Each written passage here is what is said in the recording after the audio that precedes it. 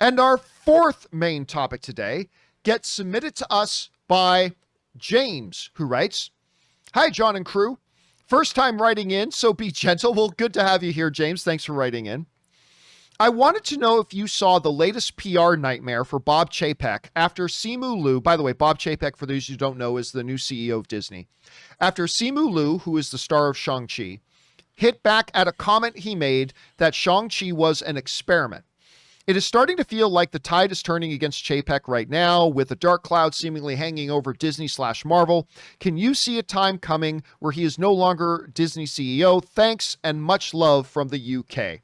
All right. Thanks a lot for sending that in, man. And yeah, listen, this is all coming from a story that we talked about the other day, where Bob Chapek was talking on an investor's call. And he basically said, where he confirmed, yeah, we are keeping Shang-Chi as a theatrical release. We are not going to put it on Disney Plus. Hell, even if we wanted to, it's too late for us to do that, which, no, it wasn't. It's not too late for them to do that. But, and I think kudos are deserved that they're keeping Shang-Chi a theatrical film. That's how the filmmakers want it. That's how the stars want it. That's how us cinephiles want it. So that's great. However, in those comments, he also said, and the film's a nice little experiment for us because it's going to be the first theatrical film that they put out under the new model, Rob. The new paradigm that we have in the cinematic industry, which is the 45-day theatrical window. That's going to be the new normal moving forward for this. And, Bob Chapek said, the movie's a nice little experiment for us to test with this and blah, blah, blah. And listen, I'll tell you what. At the time, I didn't really make anything of it until somebody else made something out of it. See, those comments didn't sit very well with the filmmakers or the star of the new Shang-Chi film, Simu Liu, whereas he came out and kind of said the following. This comes to us from the folks over at Screen Rant who write, "Simu Liu has responded to Disney CEO Bob Chapek's statement that Shang-Chi and the Legend of the Ten Rings is an interesting experiment for the company. Speaking at the Disney Q3 earnings call on Thursday, Chapek confirmed that Shang-Chi will have an exclusive theatrical release for 45 days before heading to streaming. This is a departure from the hybrid day-and-date release of its films that were shown during the pandemic, including Cruella and Black Widow. The Disney CEO called Shang-Chi's theater-only premiere an interesting experiment." And that came to us from there. All right. On its surface, I didn't really make anything out of this too much. But Simu Liu did, because this is what he said. Simu Liu put out a tweet that said, "We are not an experiment. We are the underdog, the underestimated. We are the ceiling breakers. We are the celebration of culture and joy that will persevere after an embattled year. We are the surprise. I'm fired the fuck up to make history on September 3rd. Join us." And that comes to us from Simu Liu. All right. Let me say this first. Do I think that when Bob Chapek came out and referred to Shang-Chi as an interesting experiment, that Bob Chapek was intentionally belittling and, for lack of a better phrase, downsizing the importance of the movie Shang-Chi? Let me go on record to say, no, I don't believe Bob Chapek was that. I do not believe that was Bob Chapek's intention. All right. Let's be very clear about that. Bob Chapek did not intentionally try to undermine and belittle his own stars and directors and movie by calling it an interesting experiment. Clearly, he was referring exclusively to the new 45-day theatrical window. That is what he meant.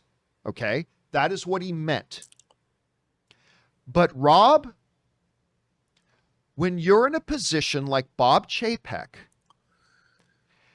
these type of verbal blunders are not the things we ever saw Bob Iger do. Bob Iger was always very, very careful and understood perception and understood, because listen, if Bob Iger had been doing that call, when somebody asked him about, are you going to make Shang-Chi a Disney Plus premium release? He would have said this: Bob Iger, the master communicator, would have said, "We are so excited for Shang-Chi. We have assembled a tremendous..." You go back and look at any of Bob Iger's other statements that have come out about movies. This is exactly what Iger would have said. "We are so excited about Shang-Chi. We have gathered the greatest talent. We are so excited in an absolutely explosive on-screen talent like Simu Liu and our director and our screenwriters. We believe this is going to be a cultural touchstone film, and we couldn't be more proud of this movie. And entering into an experiment of the 45-day window and blah, blah." See, it comes across very differently because, Rob, if you're a filmmaker, whether you're a writer, the director, the cinematographers, the actors, whatever, and you committed months of your life, in some of their cases, years of their life, day in, day out, painstakingly, blood, sweat, and tears, pouring every bit and ounce of passion and energy you have into a project. And then when your movie gets brought up in an investor call, the most the new CEO can say is, "The movie's going to be an interesting little experiment for us." It's like, what the hell is that?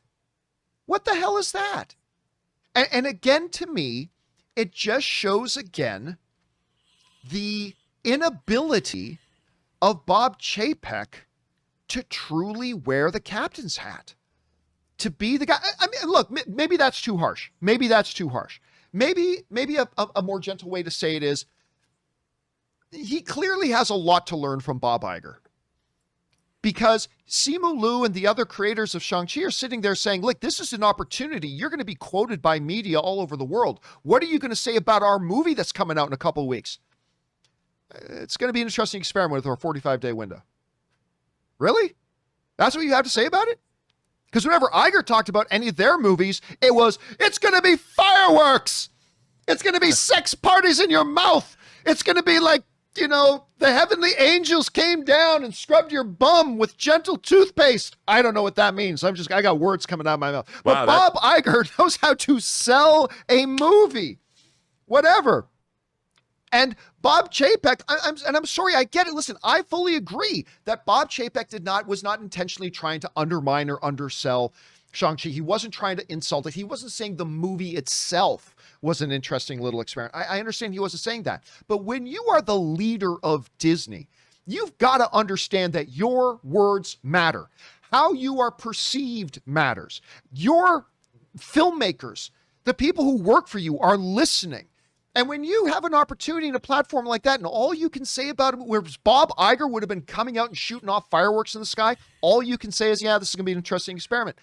I don't know. It just shows again, was this a vile, underhanded attack on Shang-Chi by Bob Chapek? No, it wasn't. But does it show once again that this dude's kind of clueless? It kind of does, because when the star of your movie is saying, like, "Listen, I just feel like that was a backhanded slight on us. Instead of selling our movie, instead of popping our movie, instead of telling the world about how excited you are for our movie, all you can say it's an interesting experiment for a 45-day window."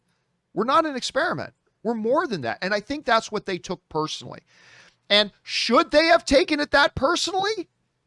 Maybe yes, maybe no. But again, it just highlights, Rob, I've said it before, I'll say it again.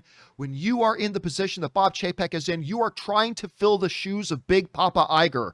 You have got to be more cognizant of the fucking words you are using. You have got to be more cognizant that you aren't just speaking out of your ass. You're speaking as the CEO of Disney, and what you say is going to have ramifications. You got to be aware of how your words are going to be perceived. So I believe this was a brain fart blunder, not evil, underhanded, stupid decision. It was just a brain fart. I think this was a brain fart on Bob Chapek's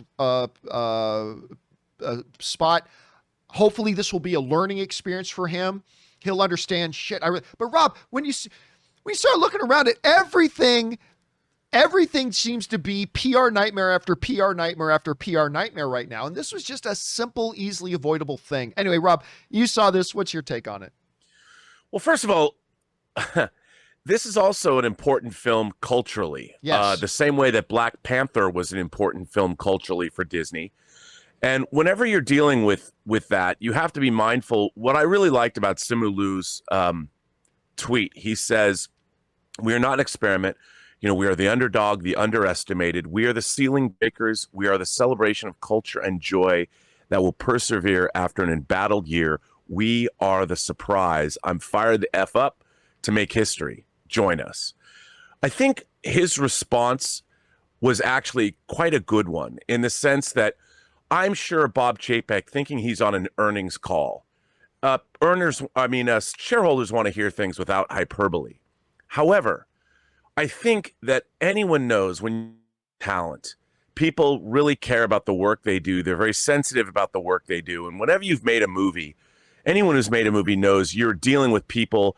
They're not egotistical, but they're proud of their work, and they need to know their work, that you appreciate their work. Otherwise, it's very frustrating when you're working with people that don't acknowledge when you things. And there's no reason not to always praise people's work. It goes a long way and costs you nothing.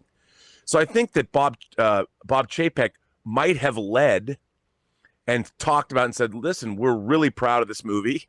And we're proud that it is a ceiling-breaking movie and that it represents a real leap forward for culture and Disney. And we've never done anything quite like this. Give them some praise.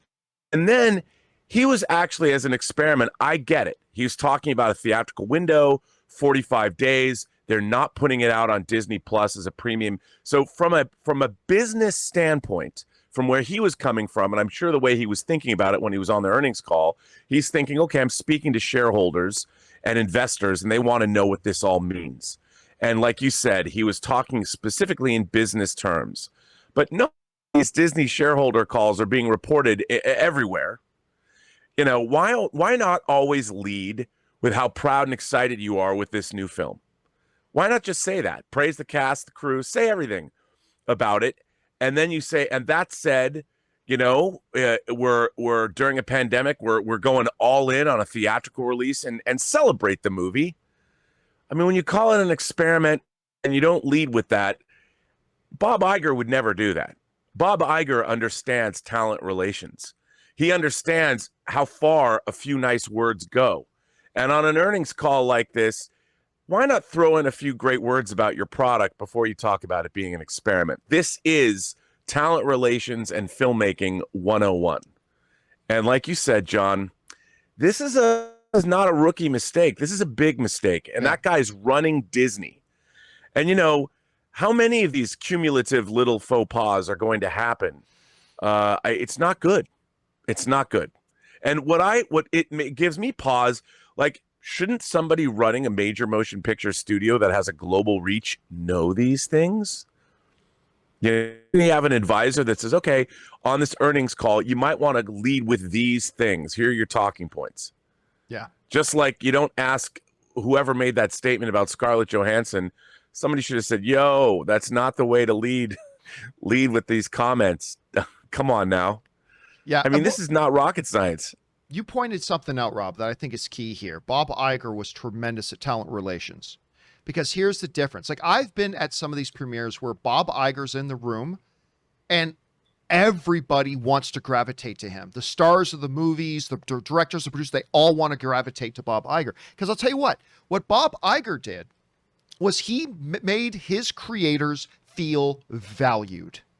Under Bob Iger, everybody, it was all hand-holding and kumbaya and campfires and, you know, circle jerks and whatever. Everybody was happy. Everybody was thrilled to be a part of the family because there was this overarching sense that the guy in charge valued their creators. They valued and extolled the creations and the creators, and they all felt like they mattered and they were important. Clearly, the talent at Disney now no longer feels that way, with lawsuits and public social media postings and all this kind of stuff. That is no longer. And Rob, we talked about that article that came out of The Wrap as well, that talked about the general underlying feeling, even a lot of people in Disney now, just the general feeling that Bob Chapek does not care about the creation process. They do not care about these folks who used to be the ones steering the ship as far as creation and their content goes. He just sees them as commodities now. And these are things that I say this wholeheartedly, Rob. I really hope Bob Chapek looks at what just happened now with Simu Liu and doesn't get his back up, but instead goes, okay, this is a learning experience for me. This is a clear, big example of how I can get better at doing this job. and move forward, because man, so far to me it's been blunder after blunder, and I really hope he. And listen, let's not pretend, Rob, that this is an easy job. The CEO of Disney is not an easy job, and to make it worse, he's trying to fill the shoes of one of the greatest executives of all time in Bob Iger. That's not easy either, so we'll give him that. I also wanted to point out, they announced, of course, that they're making a deal with Emma Stone to star in another Cruella movie. And they are specifically addressing back-end issues and day and date releases and things like that. And I think they put that news out to sort of mitigate what was going on with Scarlett Johansson, which I also thought was kind of a blunder of a move. It's kind of a transparent, oh, see, we're trying harder, we're doing this. And it's like, you know what? You shouldn't run your business that way. And that kind of negotiating in the public sphere, I mean, maybe that could work for some people beneath what Disney should be doing. And, you just need people that Bob Chapek did not grow up around talent the way Bob Iger did. And Bob Iger saw how to manage talent. And that's part of the reason he was as well liked as he was. I mean, did you ever see Bob Iger without a smile on his face wherever he was out in public, where he got his picture taken? I mean, he had a perfect smile, and you look at that guy and you're just like, I look at that dude, and when he and I used to play squash, I always wanted to be him, even though he would beat me all the time. So, what a guy. He could beat you on the squash court. By the way, that's all a joke. It's a runner joke we have, but this is something people learn, and this is people who work in the entertainment business. The real successful will know how to manage talent. Yeah, and by the way, it is a skill. That Emma Stone situation, I was reading in Hollywood that Emma Stone's management is using the Scarlett Johansson lawsuit, used that lawsuit as leverage to get better stuff for Emma Stone out of it. Well, so they should. Good on you, Emma. Good on you. By the way, our friend Pokehon sends in a super chat badge in live chat. Thank you, Pokehon. Anyway, guys, listen, again, just to reemphasize again, just so there's no misunderstanding, was Bob Chapek, the new CEO of Disney, trying to undermine and disrespect Shang-Chi? Obviously, that was not his intention. That was not his intention. This was a mistake, but it's another one in a long growing list of mistakes. And here's really hoping that he learns from this and understands that if you're going to be the CEO of Disney, you've got to be aware of how you're communicating, because now your talent doesn't like you. Your talent and your creators don't like you the way they adored and idolized Bob Iger. And here's hoping Bob Chapek can take this, learn from it, grow from it, and become a better CEO. Question is for you guys. What do you think about this whole situation? It's getting kind of messy over there. What are your thoughts? Jump down into the comment section below and leave us your thoughts there.